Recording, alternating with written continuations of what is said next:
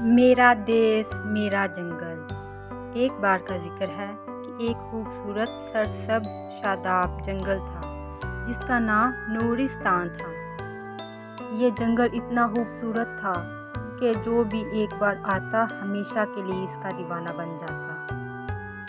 بلند و بالا درخت، میٹھے چشمے اور رنگ برنگے پھول اس جنگل کی شان تھے۔ یہاں مختلف جانور ایک دوسرے کے ساتھ محبت اور امن سے رہتے تھے۔ شیر، ہرن، ہاتھی، خرگوش، طوطے اور بندر سب ایک خاندان کی طرح تھے۔ نورستان کا سب سے عقل مند جانور ایک بوڑھا الو تھا جس کا نام بابا حکیم تھا۔ وہ جانوروں کو کہانیاں سناتا، سبق دیتا اور یہ بتاتا کہ ہمارا جنگل ہمارا دیس ہے اور ہمیں اس کی حفاظت ایسے کرنی ہے جیسے اپنی ماں کی کرتے ہیں۔ ایک دن انسان مشینیں لے کر آئے تاکہ جنگل کاٹ کر سڑکیں بنائیں۔ جانور گھبرا گئے۔ ہرن نے دوڑ کر خبر دی۔ پورے جنگل میں خبر پھیل گئی۔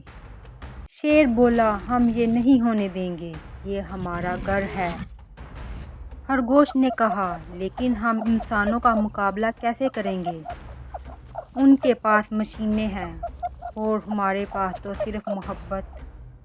ہم اپنے دیس کو بچانے کے لیے کیسا احتجاج کریں؟ دانا الو مسکرایا اور بولا، محبت سب سے بڑی طاقت ہے، مشینیں نہیں۔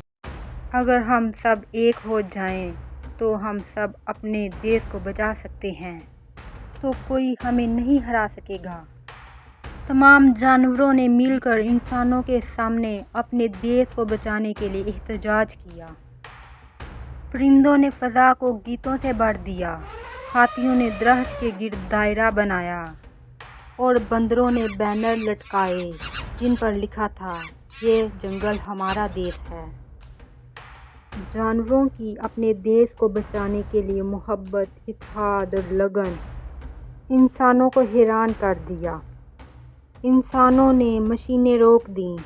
ایک انسان بولا، ہمیں شرم آنی چاہیے، یہ جنگل جانوروں کا گھر ہے، ہم صرف نقصان کر رہے ہیں۔ آخرکار انسان واپس چلے گئے اور جانوروں کا پیارا دیس نورستان محفوظ رہا۔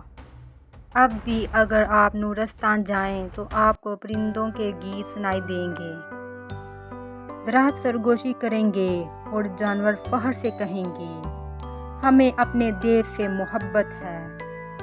پیارے بچوں، اس کہانی سے ہمیں سیکھ ملتی ہے کہ جب ہم محبت اور اتحاد کے ساتھ اپنی سرزمین کی حفاظت کرتے ہیں تو کوئی طاقت ہمیں شکست نہیں دے سکتی۔